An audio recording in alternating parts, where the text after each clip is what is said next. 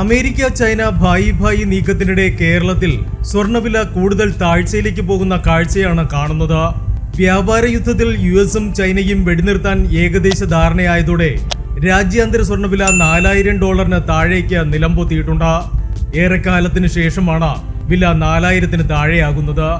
അപൂർവ ധാതുക്കളുടെ കയറ്റുമതി നിയന്ത്രണം 1 വർഷത്തേക്ക് മരവിപ്പിക്കാമെന്ന് ചൈന തത്വത്തിൽ സമ്മതിച്ചതും ചൈനയ്ക്ക് മേൽ 100 മുതൽ 155% വരെ അധിക തീരുവ ഏർപ്പെടുത്താനുള്ള നീക്കത്തിൽ വിട്ടുവീഴ്ച ചെയ്യാമെന്ന് ട്രംപ് ഭരണകൂടം പറഞ്ഞതുമാണ് സ്വർണത്തിന്റെ കുതിപ്പിന് തടയിട്ടത്. ചൈനയും യുഎസും കൈകൊടുക്കാൻ തീരുമാനിച്ചതോടെ സ്വർണത്തിന്റെ സുരക്ഷിത നിക്ഷേപ പെരുമ മങ്ങി. ഗോൾഡ് ETF-കളിൽ ലാഭമെടുപ്പ് തകൃതിയായി. അതോടെ സ്വർണ്ണവില ഇടിയുകയായിരുന്നു. ഇനിയും സ്വർണ്ണവില കൂടുതൽ താഴാനുള്ള സാധ്യതയാണ് വിദഗ്ധർ വിലയിരുത്തുന്നത്. സാമ്പത്തിക അനിശ്ചിതത്വം, രാജ്യങ്ങൾ തമ്മിലെ നയതന്ത്ര വ്യാപാര തർക്കം, യുദ്ധം തുടങ്ങിയ സാഹചര്യങ്ങളിൽ സുരക്ഷിത നിക്ഷേപം എന്ന നിലയ്ക്ക് സാധാരണയായി സ്വർണ്ണവില കൂടാറുണ്ട്.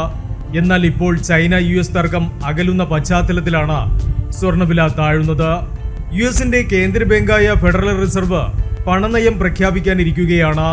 ഫെഡറൽ റിസർവ് അടിസ്ഥാന പലിശ നിരക്ക് കുറയ്ക്കാനാണ് സാധ്യത. പലിശ നിരക്ക് കുറയുന്നത് ഡോളറിനും ട്രഷറി ഈൽഡിനും കൂടുതൽ തിരിച്ചടിയാകും. ഇത് പിടിവള്ളിയാക്കി സ്വർണ്ണവില തിരിച്ചു കയറാനുള്ള സാധ്യതയുമുണ്ട്. വിലയിടിവ് മുതലെടുത്തുള്ള വാങ്ങൽ താൽപര്യങ്ങളും ഒരുപക്ഷെ സ്വർണത്തിന് കരുത്തായേക്കും. Business desk, gold max.